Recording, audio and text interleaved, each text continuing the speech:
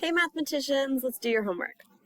Okay, so I know that we spent a lot of our class today talking about 5-number summaries and the numbers that make these box and whisker plots. So I'm actually going to give you quite a bit of help on the analyzing a box and whisker plot. So this is not only like practicing what we did today, but it's also setting you up to be really successful for tomorrow, where we're going to look at a lot of pictures of graphs that are already made and kind of figure things out from them.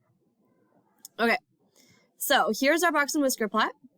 Reading the information above, I can tell that this plot or this graph is about the lengths of dogs at the animal shelter from the tips of their noses to their tails.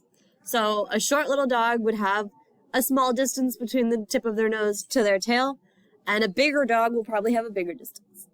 Okay, so looking at my box and whisker plot, I know that it came from my 5-number summary. So I know that this dot right here is my minimum. This one is my first quartile, my second quartile, also known as the median, my third quartile, and my maximum.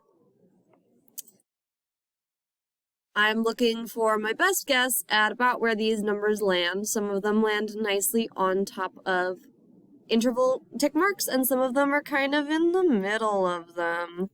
That's not so ideal, but we'll make it work. That looks like about where they are. All right, the first question is, what percent of dogs are between 35, where's 35, about here, and 60 inches long, right here. Now, these are quartiles, which means they're broken up into 4 equal parts. I say equal because they really are representing the same number of numbers in each section. Even though I know, looking at them, they don't look equal, some of them look more spread out, some of them look closer together, there are still the same number of numbers. Like in our example, we were talking about 3 numbers in this section, 3 numbers in that section, 3 numbers in the next section, 3 numbers in the last section.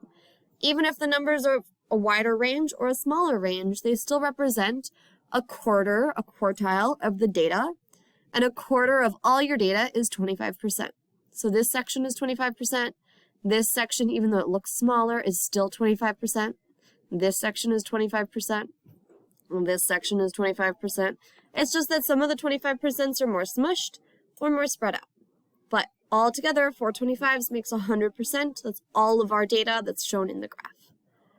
So what percent are between 35 and 60? Well, we got this chunk, and this chunk. 3 25s makes, you can write that percentage down right here.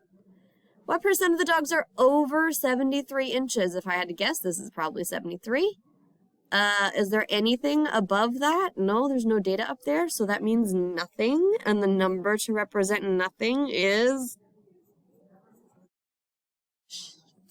Okay, so you write your percentage there. How long is the shortest dog? Well, the shortest is like the smallest, which is going to be our minimum. Take your best guess for this minimum. If we call it about 35, we can even do the about symbol, about 35 inches. Maybe it would be a little bit more. Maybe I'd take 34. But what I also want to think about is between 35 and 40, that's 5 spaces. And I already have a half mark checked right here. So half of 5 is 2.5. So that would make this 37.5, which is 2.5 bigger than 35. So you're not really choosing something that's like hugely bigger than 35. I would accept 34. I wouldn't. I would accept 36. 34 would be too small. 36 would be one above 35. I might accept in that range. So I'm going to use that squiggle, that like about this amount. What is the median? Well, another word for median is Q2. This is going to be 52.5. I would say this is about 53. About 53 inches, because it's asking me what length. What is the most common length of dogs? Okay, the most common is the mode.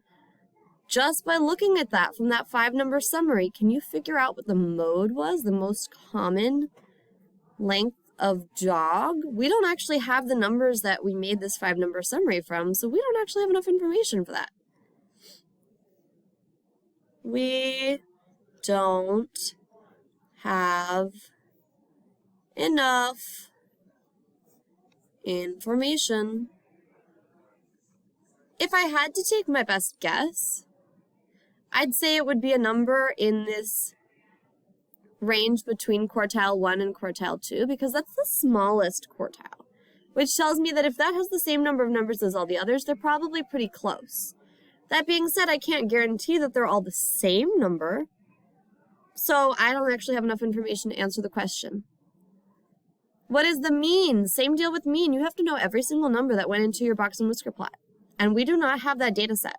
So we also don't have enough information for F. And I know it sounds a little scary to be like, there's not enough information, but sometimes that's what I'm trying to figure out if you know. There are types of graphs where you can figure out exactly what the mean is. A dot plot, a stem and leaf plot. There are other types of graphs, like this one, a box and whisker, or a histogram, where we don't have enough information. And I'm not trying to put these types of questions on the homework to trick you. I'm trying to figure out if you can recognize when you can find those things and when you don't have enough information. And it's okay, even though it feels a little scary, to say, like, I don't have enough information to tell you that.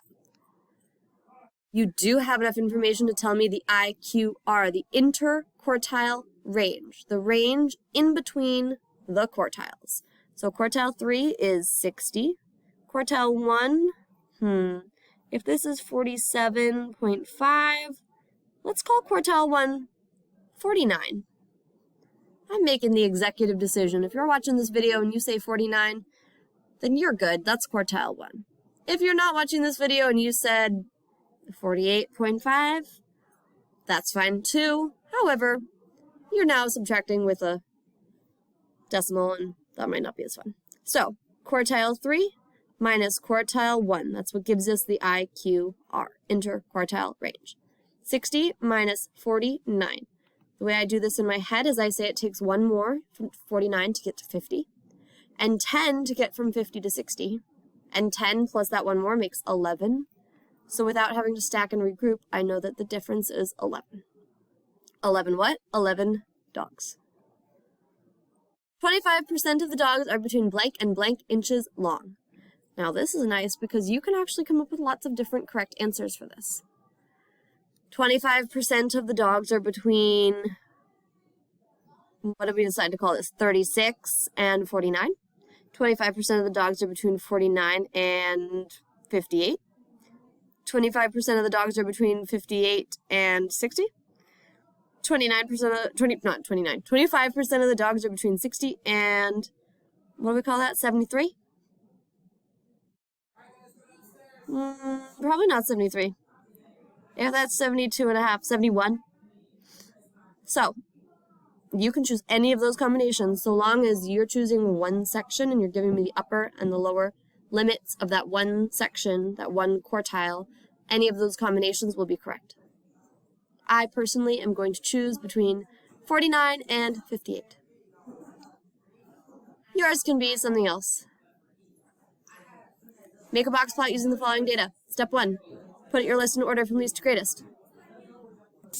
Step 2, make sure that you actually did enough numbers. So I do a quick count. 1, 2, 3, 4, 5, 6, 7, 8, 9, 10. 1, 2, 3, 4, 5, 6, 7, 8, 9, 10. Okay, good. I know I got them all. I also now know that I have an even number of numbers in my list. 10 is an even number, so I'm actually going to just go ahead and cut my list into half. And I can do that really fast by saying they're 5 below and they're 5 above, and together that makes 10. So my median is the number between 10 and 10, which is 10. My quartile 1 is the median of this lower half of my list, which is going to be 9, because then there are 2 numbers below and 2 numbers above. So I'm going to put a dot on 9. My quartile 3 is the median of the upper half of my data, which is going to be 14. Again, 2 numbers below, 2 numbers above. Put a dot on 14. Those are the 3 quartiles. I also need a minimum, 7, and a maximum, 16.